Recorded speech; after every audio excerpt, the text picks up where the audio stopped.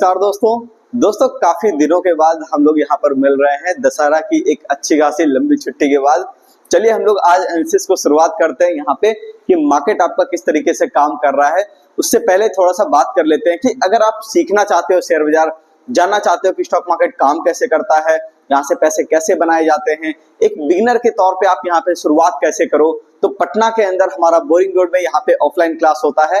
आप चाहो तो यहाँ से ऑनलाइन क्लास भी ले सकते हो। ज्यादा जानकारी अगर आपको चाहिए दोस्तों तो आप इस नंबर पर, ये जो आपको स्क्रीन पर विजिबल होगा नंबर, इस नंबर पे आप कॉल करो। यहाँ पे आपको सारी जानकारी दे दी जाएगी कि बेसिक टू एडवांस में आपको क्या पढ़ाया जाएगा, किन किन चीजों को आपको ध्यान देना है। सारी चीजें बिल्कुल बेसिक से लेकर एडवांस तक सारी चीजें आपको यहाँ पर बता दी जाएगी कि क्या क्या चीज आपके सिलेबस में पढ़ाया जाएगा।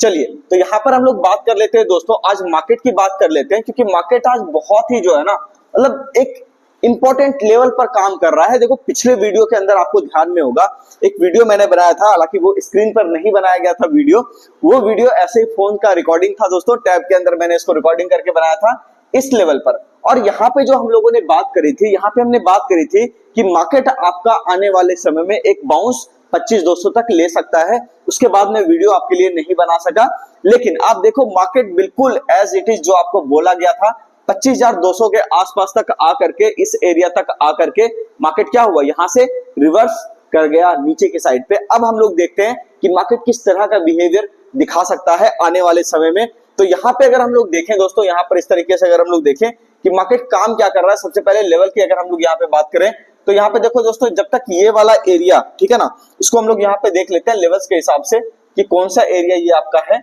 24,900 का जो एरिया है दोस्तों, ये एरिया जब तक आपका बचा हुआ है, मार्केट समझो बहुत बढ़िया काम कर रहा है, कहीं कोई दिक्कत की बात नहीं है। लेकिन इसके नीचे अगर मार्केट इंट्राडे में भी आ जाए और उसके नीचे एक आधा घंटे सस्टेन करने लग जाए, थोड़ा सा कॉशियस हो जाइए, क्योंकि ऐसा हो सकता है कि मार्केट वहां से गिरना शुरू कर दे। चलिए तो ये आपको एरिया मिल गया दोस्तों 24,900 का मोटा मोटी, कि यहाँ पे आपको क्या है, बिल्कुल सतर्क रहना है। और जब तक आपका 25,050 के ऊपर मार्केट मोटा मोटी 24,900 और 25,050 के ऊपर बना हुआ है, कहीं कोई घबराने वाली बात नहीं है। मार्केट ऊपर 25,200 की तरफ वापस से मूव कर सकता है। तो ये रहा दोस्तों आपका एनालिसिस। और एक बात और ध्यान में रखिएगा, 25,050 और 24,900 इस बीच को कभी ट्रेड करने की कोशिश मत कीजिएगा, क्योंकि ये जो जोन है ना दोस्तों, ये आपका है no trading zone. No trading zone का मतलब ये होता है कि ऐसे जोन के अंदर आपको ट्रेड नहीं करना होता है। वहां पे वॉलेटिलिटी बहुत ही ज्यादा एक्सट्रीम होती है। किसी एक स्पेसिफिक वीडियो के अंदर जब हम लोग सपोर्ट रेजिस्टेंस के ऊपर एक वीडियो बनाएंगे, एक स्पेशल वीडियो, तो वहां पे हम लोग उसकी चर्चा कर लेंगे कि नो ट्रेडिंग जोन जनरेट किस तरीके से होता है, ठीक है ना, तो उसके ऊपर हम लोग बात कर लेंगे दोस्तों। लेकिन आप ध्यान में रखो कि 25,050 के ऊपर मोटा मोटी मार्केट है तो बढ़िया है 25,200 के टारगेट के लिए। अगर उसके नीचे आ जाता है और 24,900 के नीचे आ जाता है, तब आप यहाँ पे सौदा डाल सकते हो बिल्कुल नीचे के लिए, जो कि आपका इस एरिया तक का हो सकता है। इस एरिया को हम लोग देख लेते हैं एक बार कि ये कौन सा एरिया है दोस्तों। आपका 24,840 का टारगेट आपको नीचे का मिल सकता है, ठीक है, 24,900 के कटने के बाद।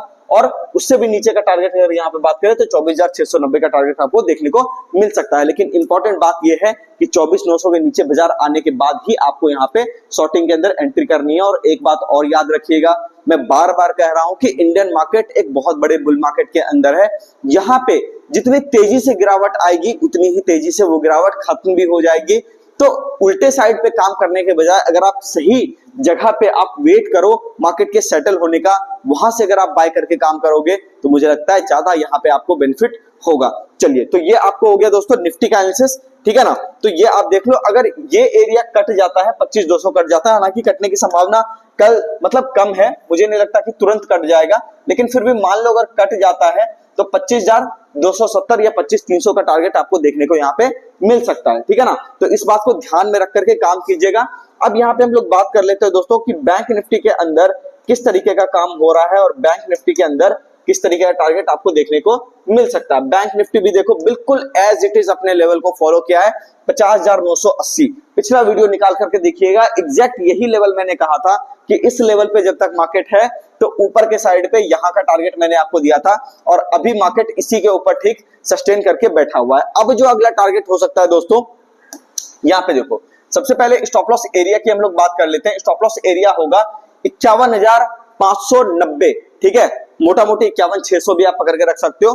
तो 51,600 का जो लेवल है ये आपका क्या होगा, स्टॉप लॉस एरिया। यानी कि मार्केट जब तक 51,600 के ऊपर टिका हुआ है, इसका मतलब मार्केट में आप बुल साइड पे ट्रेड कर सकते हो, कहीं कोई दिक्कत की बात नहीं है। और ऊपर के टारगेट की अगर हम लोग बात करें तो 52,400 का टारगेट देखने को आने वाले कुछ समय के बाद आपको यहाँ पे मिल सकता है, ठीक है। लेकिन एक बात मैं बार बार कह रहा हूं, जो भी बाउंस आप प्ले कर रहे हो, मैं बार बार बाउंस शब्द का इस्तेमाल कर रहा हूं, जो भी बाउंस आप प्ले कर रहे हो उसके अंदर काफी ज्यादा कॉशियस होकर के ट्रेड किया जाता है, क्योंकि मार्केट अभी भी पूरी तरीके से ट्रेंड में आया नहीं है।